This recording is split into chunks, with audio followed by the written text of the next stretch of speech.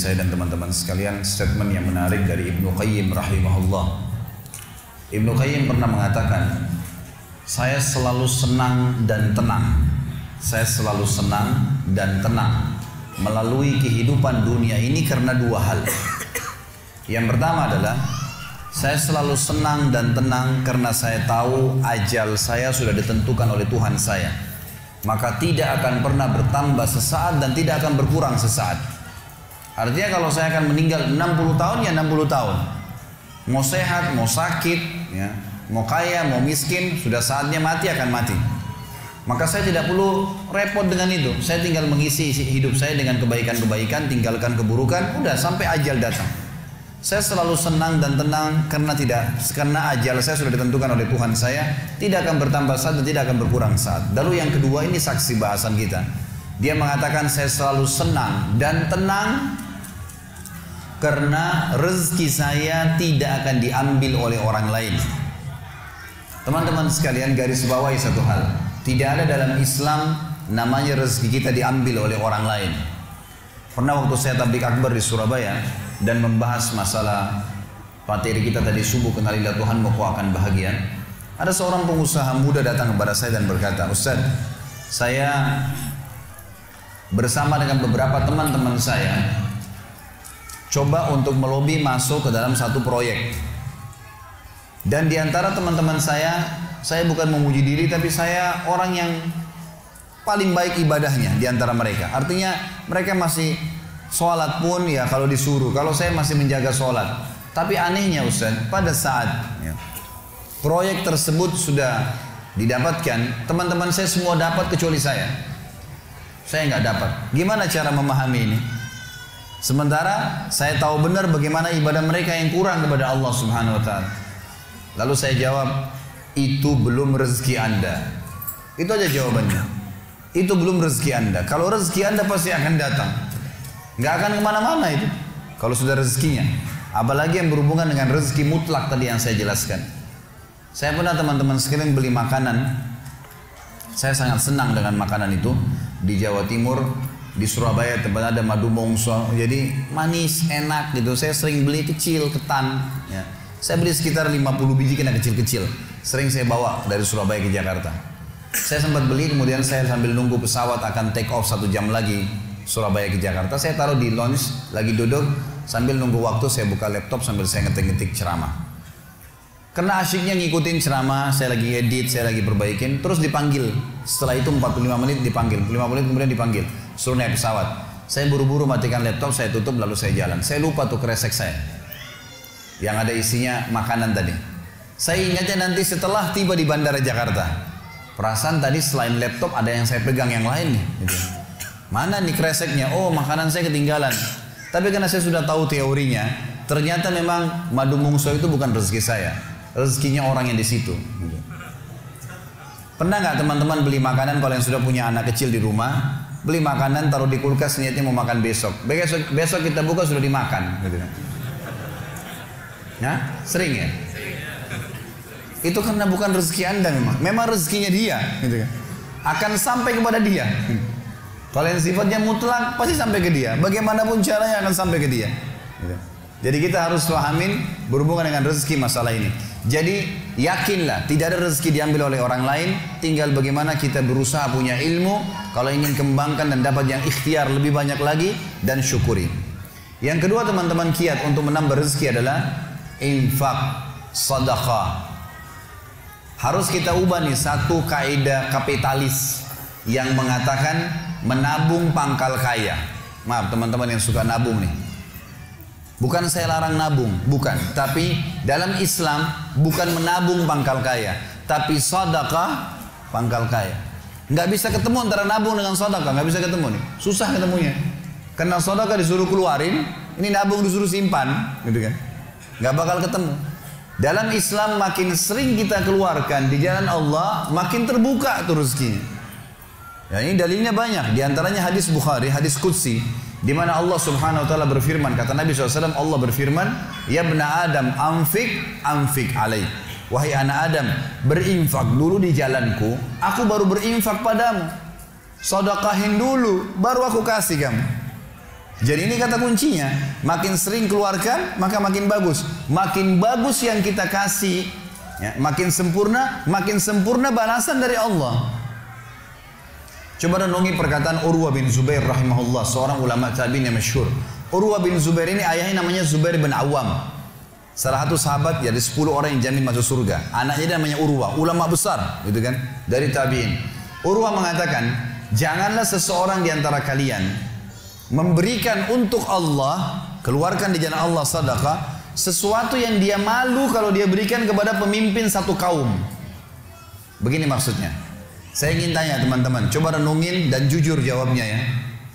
Kalau seandainya Anda tiba-tiba diundang oleh, saya nggak tahu nih, di Bali ini apa? Wali kota ya? Diundang oleh wali kota. Baik, bapak ini atau ibu ini diundang ke wali kota, ditelepon khusus, datang ya ke kantor saya besok, dan tolong beliin saya buah. Pesan beli buah. Kira-kira teman-teman sekalian, pada saat wali kota pesan buah dari Anda ini, beli buahnya di mana? Di pasar kaki 5 kah? Emperan jalan? Masuk supermarket. Cari buah yang biasa-biasa saja atau buah yang paling bagus? Kalau ada sedikit rusak kulitnya, tercoret, atau mungkin terkelupas, dimasukin nggak? Setelah kita beli buah-buah yang paling bagus, yang paling mahal, ditaruh di kresek atau cari tempat yang lain. Cari keranjang, pakai plastik, pakai kartu nama, luar biasa. Kenapa? Karena wali kota yang pesan. Coba teman-teman sekalian, kalau ibu Anda yang pesan, bapak yang pesan, nah beliin ayah, beliin ibu jeruk ya, buah. Beli di mana kira-kira? Di kaki 5. Kemudian penjualnya bilang, ini ada rusak sedikit, gak apa-apa, masukin aja. Pakai kresek tua ini, bekas ikan, udah gak apa-apa. Ini yang Urwah rahimahullah berkata, janganlah seseorang di antara kalian ya memberikan untuk Allah di jalan Allah. Orang tua kita tuh kalau bakti luar biasa pahalanya kan gitu. Yang kalian malu kalau kalian berikan kepada pemimpin satu kaum. Mestinya ibu ayah kita tuh dibuatin kayak tadi itu, malah lebih hebat daripada itu. Pilihin buah yang paling bagus, dikemas yang paling bagus dan seterusnya. Mestinya begitu. Tapi seperti itulah manusia, karena tidak paham teman-teman sekalian. Sesuatu yang dikeluarkan di jalan Allah akan mendatangkan respon rezeki yang banyak. Ini satu hal yang harus digarisbawahi, dan akan saya bacakan banyak sekali dalil berhubungan dengan masalah itu, di mana Allah Subhanahu wa taala menyuruh kita keluarkan. Ingat, makin baik kita berikan, makin baik juga respon dari Allah Subhanahu wa taala. Coba teman-teman muhasabah nih. Kalau celengan masjid lagi lewat dan Anda punya 1000 baru 1000 tua, yang mana ditaruh? 1000 tua. Kenapa 1000 tua yang ditaruh? Karena belum tahu nih, kalau saya berikan di jalan Allah, ini akan datang responnya. 1000 baru yang kita beli air mineral di luar sana, ini pemahaman yang salah. Ini yang kita mau lurusin malam ini nih. Mestinya teman-teman sekalian cari uang yang baru dikasih ke jalan Allah, yang tua dipakai belanja. Mestinya begitu. Karena makin baik kita berikan, maka makin baik responnya. Gitu kan? Makanya kata para ulama, siapa yang memberikan sesuatu yang baik pada Allah di jalan Allah, Allah akan balas dia dengan kebaikan. Saya akan angkat sebuah kisah teman-teman sekalian. Kisah seorang ulama tabi'in bernama Rabi' ibn Haytham rahimahullah. Rabi' ibn Haytham ini ulama yang sangat terkenal dengan kesolehannya, luar biasa kesolehannya orang ini. Jadi dia di akhir hidupnya, Rabi' ibn Haytham ini muridnya Abdullah bin Umar, muridnya Abu Musa al-Asy'ari, sahabat-sahabat yang mulia. Ini murid langsungnya, ulama tabi'in yang terkenal, Rabi' ibn Haytham. Rabi' ibn Haytham ini di akhir hidupnya sempat stroke setengah badan. Datanglah 2 orang muridnya bertamu ke rumahnya, dan ini termasuk adab yang baik. Kalau teman-teman mendapatkan seorang alim ulama dan memang dia bersedia bisa didatangin, kunjungin, minta nasihat, atau ketemu minta nasihat, atau ada di pengajiannya lah. Mereka datang mengatakan, begitu masuk, kebetulan stroke setengah badan, bagian kiri tubuhnya stroke ini. Ada 4 kejadian di rumahnya pada saat itu. Yang pertama, pada saat muridnya masuk, muridnya berkata, wahai imam ini kiai, ustadz, wahai imam, apa rahasianya, kenapa anda ini bisa mengontrol lisan anda? Tidak seperti ulama-ulama yang lain, masih kadang-kadang ngobrol-ngobrol kosong. Anda ini betul-betul, Rabi' ibn Haytham terkenal kalau ngomong nasihat, tanya kabar orang, gitu kan, Quran atau zikir, nggak ada yang lain. Ini itu saja 4 tuh dari lisannya, nggak ada yang lain, luar biasa. Kalau bukan nasihat orang, tanya kabarnya orang lain, gitu kan? Apa kebutuhan mereka? Kemudian berzikir atau baca Quran. Gitu. Ini masuk dalamnya zikir adalah doa. Maka dikatakan apa sih, murid-muridnya bilang apa rahasianya Anda melakukan seperti ini? Dan ini saya sempat angkat di khutbah Jumat kita kemarin potongan kisah ini. Maka Rabi' bin Haytham mengatakan, wahai murid-muridku, apakah kalian sampai sekarang masih ragu ada Tuhan namanya Allah? Dan kalian masih ragu di pundak kanan dan kiri kalian Allah telah letakkan malaikat yang akan mencatat amal baik dan amal buruk kalian. Dan pasti demi Allah akan dibacakan dan dihisapkan untuk kalian di sana, di akhirat nanti. Artinya saya bisa mengontrol lisan saya karena saya tahu Tuhan saya selalu melihat. Dan ada malaikat yang mengawasi, tidak pernah tidur nih, 24 jam terus mengawasi. Baik dicatat, buruk dicatat. Lalu kemudian muridnya mengatakan, baiklah kalau gitu, dapat ilmu. Kejadian pada saat itu teman-teman sekalian yang lain adalah, yang kedua, baru mau ngobrol sama murid-muridnya, tiba-tiba anaknya Rabi' bin Haytham keluar dari dapur. Masuk ke ruang tamu pamit, anak laki-lakinya lalu berkata, wahai ayahku, semoga Allah senantiasa menjaga Anda. Ibu saya membuatkan untuk Anda makanan namanya halwa pada zaman itu. Halwa ini Bapak Ibu sekalian makanan yang mahal. Bahannya susah, bahannya mahal, buatnya susah, lama diadon berjam-jam baru jadi. Dan ini dimakan oleh pejabat-pejabat gitu. Rabi' bin Haytham rahimahullah ini punya ciri khas. Mereka tidak pernah rewel. Di rumahnya dihidangkan makan apa sama istrinya, dimakan sama dia. Baik sekali orangnya. Udahlah dunia dilaluin sama dia begitu saja. Maka anaknya datang dan mengatakan, wahai ayahku, ibuku membuatkan untuk Anda halwa. Makanan yang mahal bahannya dan juga susah buatnya. Tapi anaknya bilang, ibu saya buat halwa buat Anda. Ibu saya berharap Anda memakannya. Anda memakannya. Gitu. Lalu kata Rabi' bin Haytham, baiklah. Keluarkan aja. Dikeluarkanlah makanan tersebut. Lalu halwa ini dipotong-potong karena kue yang bagus dan cukup besar, di nampan besar dipotong-potong. Baru saja Rabi' bin Haytham mau memegang dengan tangan kanannya, karena sebelah kirinya sakit. Diambil sebelah kanan, kemudian dia kasih isyarat murid-muridnya untuk ambil juga. Baru mereka mau pegang, tiba-tiba pintu rumahnya ada yang ketuk. Diketuk. Dia kasih isyarat anaknya, suruh buka pintu itu. Dibuka pintu itu. Anaknya pergi sana. Waktu dibuka teman-teman sekalian, ini ternyata yang ketuk pintu bukan orang biasa, orang yang luar biasa, orang gila, gitu kan. Jadi bukan orang yang peminta-minta biasa, orang yang luar biasa, orang yang selalu anggap ini udah deh, nggak usah dilayanin, nggak usah diajak ngomong, nggak usah diperhatikan, gitu kan. Orang gila ini ketuk pintu dengan pakaiannya yang lusuh, tidak pakai alas kaki, rambutnya berantakan, kasih isyarat minta makan. Rabi' bin Haytham rahimahullah tunjuk anaknya, suruh datang, angkat nih halwa, kasih orang gila itu. Halwa nih makanan yang mewah, kasih orang gila itu. Dibawa sama anaknya. Anaknya ini Rabi' bin Haytham waktu bawa piring itu, niatnya ingin memberikan ke orang gila satu potong, gitu kan. Begitu tiba depan pintu, orang gila lihat makanan enak, walaupun gila tahu juga nih makanan enak, gitu kan. Diambil sama dia piringnya.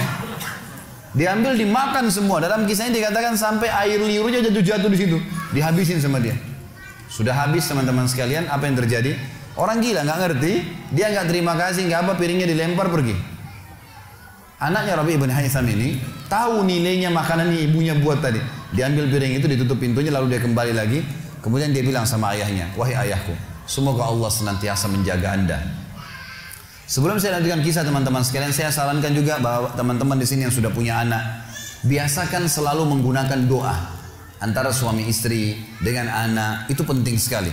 Karena kata Nabi SAW, jangan ucapkan kata-kata doa yang bisa berbau doa buruk buat kalian, diri kalian, keluarga kalian, dan harta kalian. Karena bisa saja malaikat lewat dan mengaminkannya. Kita harus selalu doa yang baik, gitu kan. Jadi Rabi' bin Haytham membiasakan anaknya untuk dilatih berdoa yang baik. Jadi selalu kalau mau minta tolong, nak semoga Allah menjagamu, ambilkan ayah ini. Nak semoga begini, semoga Allah menjagamu, semoga Allah berikan kau rezeki, ambilkan ayah seperti ini. Jadi selalu diikuti dengan doa. Anaknya pun terbiasa mendoakan ayahnya. Dalam kondisi anaknya jengkel karena perilaku si orang gila tadi, dia kembali, dia masih sempat mengatakan, ayah semoga Allah menjaga Anda. Tadi itu ayah yang minta-minta orang gila. Dia tidak mengerti nilainya makanan yang kita kasih. Kalau tadi Anda suruh saya ke dapur, ngambil apa saja, roti lah, apalah, dia makan juga. Kenapa harus halwa yang ibu saya setengah mati buat, biayanya mahal, buatnya lama, gitu kan. Jadi anaknya butuh jawaban nih. Perhatikan apa jawabannya orang beriman kepada Allah dan tahu benar Kata kunci bertambahnya rezeki justru dengan sedekah itu. Kata dia apa? Ya waladi illam yadri fallahu yadri. Baru dia baca ayat lan tanalu birra hatta tunfiqu mimma tuhibbun. Wahai anakku, kalau orang gila itu tidak tahu nilainya makanan yang kita kasih, nggak penting buat saya. Karena Allah tahu nilainya. Bukan dianya, tapi Allah tahu nilainya. Dan ingatlah firman Allah, kalian tidak akan mendapatkan, gitu kan? Kalian tidak akan mendapatkan balasan sempurna daripada sedekah kalian sampai kalian menginfakkan apa yang paling kalian cintai. Saya suka halwa itu, tapi disuruh kasih. Teman-teman sekalian, pelajaran luar biasa dari kisah ini. Pernah nggak kita berpikir berikan makan orang gila? Kadang-kadang subhanallah kita lihat orang gila ambil di sampah, kita biarin, nggak mau dilihat. Kalau kita nggak kasih makanan dia, siapa yang akan kasih makan? Dan Allah tetap menilai kita dan sesuai dengan niatnya. Innamal a'malu binniyat. Termasuk saya pernah jelaskan ke jamaah saya di pengajian. Kalau ada orang datang ke masjid kita ini sekarang bawa proposal, teman-teman sekalian. Nih, proposal saya mau bangun masjid. Butuh bantuan 1 miliar. Kita nyumbang semua. Terkumpul 1 miliar. Sebulan kemudian kita tahu orang itu dusta. Rugi kah kita? Tidak rugi sama sekali. Kita akan dapatkan pahala bangun masjid walaupun masjidnya belum dibangun. Karena innamal a'malu binniyat, gitu kan? Allah akan kasih begitu. Siapa yang niat mengerjakan satu perbuatan, niat dalam hatinya, belum dikerjakan dapat 1 pahala. Dikerjakan diberikan pahala 10 kali lipat sampai 700 kali lipat kata Nabi SAW. Jadi jelas sekali, gitu kan? Bagaimana Rabi ibn Haytham mengajarkan kepada kita bersedekah, teman-teman, sampai pada orang gila pun dikasih. Karena Allah akan menilai kebaikan itu. Bagaimana bisa kita tidak lakukan? Maka selesai kisah yang kedua. Kisah yang ketiga adalah muridnya mengatakan, wahai imam, apa nasihat anda? Apa nasihat anda untuk kami dalam masalah ibadah? Tentu yang jadi saksi bahasan tadi orang gila dikasih makan itu ya. Maka dia mengatakan waktu ditanya oleh muridnya apa nasihatnya dalam ibadah? Ibadah kami apa nasihatnya? Sholat, puasa, apa nasihat anda? Maka beliau mengatakan alaikum bil asrar. Rahasiakan amal soleh kalian. Jangan ceritakan sama siapapun. Kerjakan tapi jangan ceritakan. Udah. Allah sudah utuskan ada malaikat yang catat semua kebaikan. Tidak dibayar, tidak pernah tidur. Lengkap semua data-datanya hari kiamat. Semua dicatat. Rahasiakan amal soleh kalian. Jangan ceritakan sama siapapun, jangan buka sama siapapun. Baik. Lalu kejadian terakhir di rumahnya adalah teman-teman sekalian. Waktu itu terdengar azan duhur. Stroke setengah badannya. Lalu Rabi ibn Haytham ini saya sekalian berikan motivasi kepada teman-teman yang masih malas sholat di masjid. Rumah Allah harus didatangi teman-teman sekalian. Fadilahnya sangat besar. Kata Nabi SAW, setiap orang ke masjid, setiap langkahnya mengangkat derajatnya 1 langkah, yang 1 langkah mengampuni dosanya. Setiap ke masjid, dapat 1 istana di surga, dan pulang dari masjid 1 istana lagi. Hadis sahih semua menjelaskan masalah ini. Gitu kan? Belum fadilah sholat berjamaahnya, belum terbangun ukhuwah, belum dan seterusnya. Belum lagi hadis Nabi SAW, siapa yang tidak kehilangan takbiratul ihram pertama imam selama 40 hari, dia akan akan diselamatkan dari sifat kemunafikan. Banyak fadilahnya. Rabi bin Haytham rahimahullah stroke setengah badan teman-teman sekalian. Lalu dia dengar azan duhur, dia kasih isyarat anaknya sudah tahu, suruh datang. Anaknya lalu menopang tubuhnya dia yang sebelah kanan. Minta diantar ke masjid. Stroke setengah badan dan sudah sangat tua. Lalu muridnya bilang, saya lalu kemudian membantu menopang tubuhnya yang stroke. Dan demi Allah untuk kami membawanya ke masjid, kakinya yang stroke terseret di tanah. Lalu saya bisikin di tengah jalan, imam, hai kiai, hai guru, anda kan punya rukhsah, punya keringanan, sholat aja di rumah. Stroke, tua, susah gitu kan. Lebih baik sholat di rumah. Apa kata dia? Orang beriman tidak mengenal stroke kah, sakit keras kah, ibadah kepada Allah nggak terganggu nih. Kata dia, wahai muridku, aku mendengarkan dengan kupingku ini azan. Hayya 'alas shalah, hayya 'alal falah. Ayo salat, ayo mendapatkan kemenangan dari Allah hanya melalui lisan muadzin saja. Karena semua muadzin sama mengucapkan, mau orang Afrika, mau orang Arab, mau orang Melayu, azannya sama. Hayya 'alas shalah, hayya 'alal falah. Allah memanggil saya mengatakan, ayo sholat, pencipta langit dan bumi, ayo mendapatkan kemenangan. Lalu saya sholat di rumah saya, demi Allah saya akan datangi masjid walaupun saya merangkak. Luar biasa nih, ya, keimanan membuat seseorang stroke pun bisa beribadah kepada Allah. Tapi dari kisah kita, ya, dari 4 kejadian di rumah Rabi ibn Haytham adalah bagaimana dia bersedekah kepada orang fakir miskin tadi. Ada riwayat Bukhari yang lain teman-teman sekalian berbunyi, kata Nabi SAW dulu di zaman Bani Israel ada 2 orang. Di zaman Bani Israel ada 2 orang. 2 orang ini bersahabat, dua-duanya punya kebun. Dua-duanya punya kebun. Kebun ini mereka lagi nunggu hujan dan satu negeri itu belum turun hujan. Tiba-tiba si A sama si B. Si A ini melihat ada awan, kata Nabi SAW, lewat di atas kebunnya. Dan terdengar suara dari awan itu berkata, turunkanlah hujan di kebunnya fulan. Kebun temannya dia, di sebelah. Maka dia bilang, kata Nabi SAW, orang ini pun mengikuti awan tersebut. Ternyata betul. Awan itu menggumpul semuanya di atas kebun temannya, hujan. Tapi cuma kebun temannya, yang lain gak kena hujan. Maka Nabi SAW mengatakan, dia pun bertanya pada temannya, apa yang kamu lakukan dengan kebunmu? Sampai di musim panas seperti ini pun Allah masih menurunkan hujan untuk kebunmu saja. Apa yang dia bilang? Dia bilang, saya membagi keuntungan dari usaha saya ini menjadi 3. Keuntungannya bukan modal. Sepertiganya saya infakkan di jalan Allah, langsung saya keluarkan. Sepertiganya lagi saya tambahkan ke modal. Sepertiganya lagi saya gunakan untuk keperluan keluarga saya. Jadi ternyata teman-teman sekalian, sedekah itu betul-betul sangat luar biasa. Membuka pintu rezeki. Jadi makin dikeluarkan, makin royal, makin datang. Saya sarankan teman-teman kalau bisa ikutin ceramah saya di YouTube, ada tentang Abdurrahman bin Auf, sahabat Nabi, serial sahabat. Kita sudah membahas 9 sahabat, Abu Bakar, Umar, Uthman, Ali, Talha, Zubair. Kemudian Abdurrahman bin Auf, Talha bin Ubaidillah. Terakhir itu Sa'id bin Zaid. Dan insya Allah hari Sabtu depan ini akan ada tablik akbar sahabat yang ke-10, Abu Ubaidah bin Jarrah. Abdurrahman bin Auf salah satu sifat ciri khasnya, semua sahabat suka bersedekah, tapi Abdurrahman ini luar biasa dalam sedekah. Luar biasa. Beliau pernah kedatangan keuntungan 1 peti emas di satu malam, gak bisa tidur, gelisah. Istrinya tanya, kenapa Abdurrahman? Dia bilang, saya gak bisa tidur nih, belum pernah ada keuntungan sebesar ini. Kata istrinya, lalu apa keinginan? Dia bilang, saya ingin keluarkan jalan Allah, saya gak mau simpan di rumah saya malam ini. Ya, gak mau nabung. Kalau kita subhanallah baru untung 1 juta sudah antri sejam di bank gitu kan. Ini nggak mau nabung, keluarin malam ini, sedekahin semua untuk fakir miskin. Gitu. Istrinya juga salehah, nggak seperti sebagian muslimah. Maaf, saya nggak singgung muslimah di belakang sana. Tapi ada orang begitu suaminya dapat untung, sebelum disedekahin, sebelum kasih orang tuanya, sebentar dulu, jatah saya mana? Gitu. Ini enggak, istrinya mengatakan sedekahin. Ayo kita sama-sama. Dibungkuslah emas-emas itu, koin-koin emas, dirham emas itu, kemudian dibagiin, habis. Subhanallah, karena ikhlasnya mensedekahkan semua keuntungan malam itu, besok dalam riwayat saya dikatakan datang 2 peti keuntungan dengan produk yang sama. 2 peti emas dikeluarin sama Abdurrahman, 2 peti emas. Hari ketiga datang 3 peti keuntungan. Dikeluarkan hari keempat datang 4 peti. Begitu terus sampai Abdurrahman memiliki sebuah gudang penuh dengan emas. Waktu Abdurrahman radhiyallahu anhu meninggal dunia, waktu mau dibagi warisannya, itu emas-emasnya saking sudah ditumpuk-tumpuk sampai melengket satu sama yang lain. Waktu mau dipisahin, dibagi, itu harus pakai kampak. Dan yang mengkampak itu tangannya sampai memar, luka. Gitu. Saking banyaknya. Selalu sedekah. Setiap hari beli 33 budak dibebasin. Setiap hari beli budak bebasin. Setiap hari datangkan 30 kafilah, ya 30 ekor unta untuk diparkir, ditaruh di tengah-tengah jalan, di tengah-tengah jalan Madinah. Lalu pegawainya berteriak, Abdurrahman membagi-bagi buat kalian, silakan, semua ambil kebutuhannya. Luar biasa gitu. Kita subhanallah kadang-kadang bersedekah, kalau orang datang itu pun masih perhitungan, gitu kan.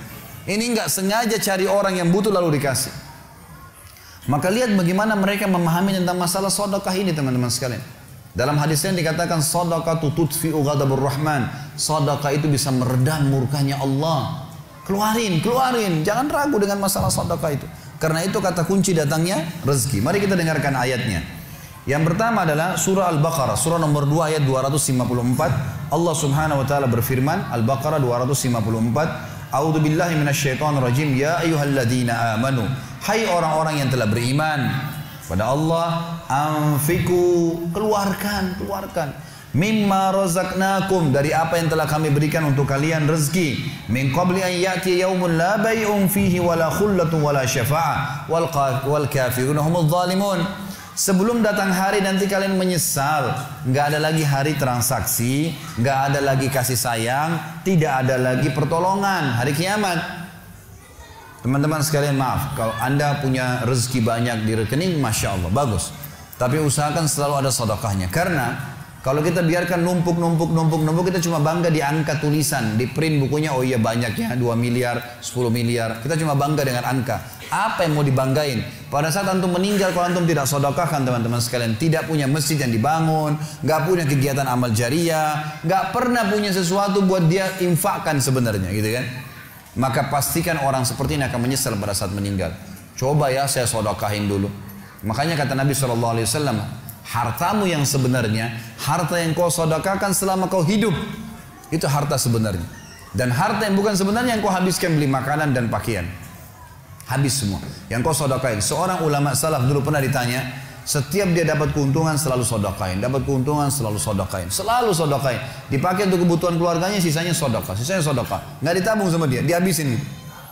Maka pada saat ya ada teman-temannya kumpul di rumahnya lalu berkata, wahai fulan, apa kok nggak sayang hasil kerimatmu? Bukannya ditabung malah dikeluarin terus. Kok nggak sayang sama hartamu tuh? Kata dia apa? Justru saya sayang sama harta saya. Karena saya sayang jadi saya mau bawa harta saya sampai di akhirat. Ini sedekah saya bawa sampai di akhirat. Kalau saya simpan di sini saya cuma tabung untuk dunia saja. Gitu. Jadi lihat bagaimana mereka memahami tentang masalah sedekah itu.